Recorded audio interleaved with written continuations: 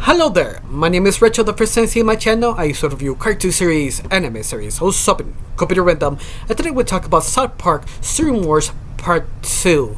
And this is pretty left off with Randy that doesn't really remember what actually happened. So the officer came in and started explaining what happened in between the both movies, that he went nuclear Karen, and that Randy doesn't really remember what actually happens, and now he's sort of regretting.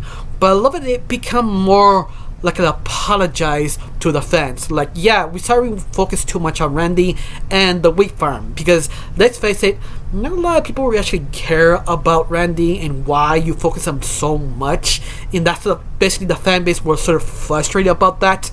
But I love it that sort of kind of give more clarity to Randy becoming a better person, becoming who he used to be. But at the same time, Randy was those characters that he wasn't really fully developed in a way. He one of those characters that you put him in any situation, but you never really question it because of that type of character. Yeah, I think because of that, the writers went a little bit crazy with Randy because all the freedom they actually have with this character. But other than that, it was sort of interesting. It was sort of interesting, the apology, the road Randy become a better person until he had to realize he had to become once more Karen for one more time to save everyone, save from PP, his stream war. But I love it that asks that sort of question: why Man Bear listen to PP? For money? For power? No, PP actually has blackmail of Man Pig. But I love it that we don't know what it was to the very end, is that Man Pig has a wife and son, and the son called Chuck Chuck.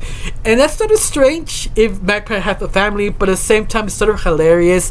Listen why Man Pig does everything what people says.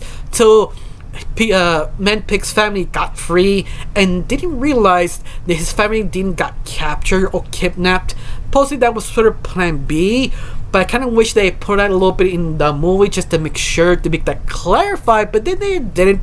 But it really doesn't matter. It was a very enjoyable movie, especially what PP tries really hard to sell his streaming service using celebrities, and started commenting how celebrities sort of sold up selling BS garbage to people, especially the first celebrity they used, Mac Damon, drinking pee, showing pee is healthy. But I love it that Mac Damon, his reaction to this liquid yellow thing, just like, oh god, no, I have to drink this. Like, I love it. He tried to sell it, but he tried to motivate himself to eat it, but this is so wrong. But his reaction just was great. Like, he just doesn't want to do this, but he knows he's a sellout. That was sort of interesting. Not just him, other kind of fake celebrities they used to sell this and make it very kind of humorous, especially all the movies, all the small little bits of the commercial to the very end. It was great. It was hilarious. Of course, I recommend do not eat anything before watching this movie. I mean, because if you do, you might be a little sick or you want to throw up. I kind of did a little bit, but I got over it because the show was so hilarious. Of course, I love it how Cartman was sort of the key component of everything. That Cartman still thinks that his mom trying to screw him over, trying to convince her get a breast implants, trying to make him right till he met Token, and Token trying to find his son. I mean, not son, his dad. What happened to him? And there's sort of a mystery trying to figure out what's going on exactly. But at the very end, I love that they use Cartman breast implants as sort of the key component of everything. That Randy freaks it out because can't stop watching Cartman's breast. And yeah, that's the key. That's the key to his sort of problem, because during the whole show he has to create a water system that clarifies all salt water, but he can't figure out one key component. And it just collect. You saw Cartman's breast as an answer. Yeah, I thought it was sort of hilarious that he tried to make everything click, but how Randy touching Cartman in a very weird sexual way, just like, what's going on? That's what's sort of hilarious and weird, but at the same time deserved by Cartman. Let's face it, whatever happened to Cartman deserves whatever happened to Cartman, in other words. But at the very end, I enjoy it. It's one of those sort of surprises ending that was hilarious, poignant, but at the same time very wholesome. Yeah, I'm one of so surprised because usually South Park's endings are good. They're usually good, not amazing, but at least satisfying enough.